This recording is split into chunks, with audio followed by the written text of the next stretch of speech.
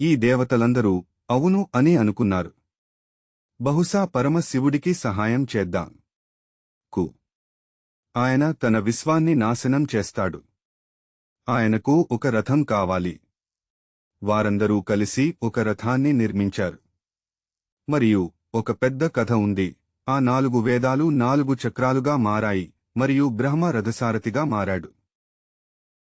మరియు ప్రతి దేవ అవుతుంది రథంలో ఒక భాగం. మరియు వారంతా వచ్చారు. మరియు రథంగా ఆయుధాలుగా తమను తాము సమర్పించుకుని దయచేసి పరమశివ అని పలికారు. రండి, కూర్చోండి, నాశనం చేయండి ఈ ధీర్పురాసురుడు. పరమశివ: సరే.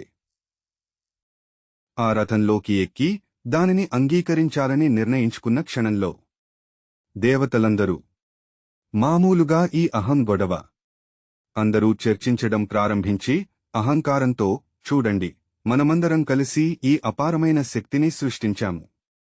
పరమశివుడు నాశనం చేయగలడు అని అనడం మొదలుపెట్టారు. అది ఆది కైలాసంలో ఉన్నట్లు ఆ చీలికలన్నీ రాక్షసుల వలె ఉన్నాయి. ప్రతి డిపార్ట్మెంట్ను నడుపుతున్నారు. అందరం కలిసి నడుస్తున్నాం. ఆ అహంకారం, గర్వం. వారు మంచి పని చేస్తున్నప్పటికీ కలిసి ఆ అహంకారం, మన వల్ల కలిగే గర్వం. లక్ష్యం జరుగుతోంది, మనం దానిని చేస్తున్నాము.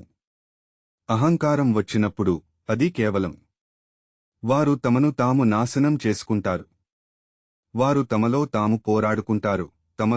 పోరాడుకుంటారు, మొత్తం పర్యావరణ వ్యవస్థను నాశనం చేస్తారు. అప్పుడు పరమశివుడు చిరునవ్వు నవ్వాడు.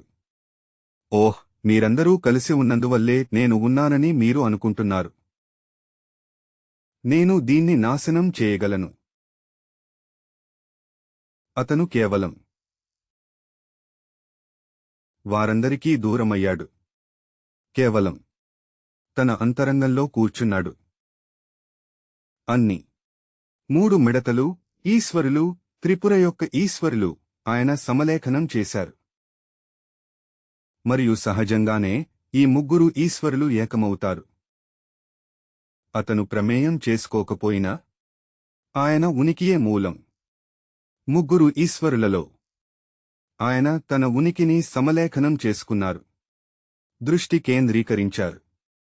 తనలో తాను మరియు 3వ కన్ను తెరిచాడు. త్రిపురాలన్నీ సమలేఖనం చేయబడ్డాయి మరియు పూర్తిగా కాలిపోయింది.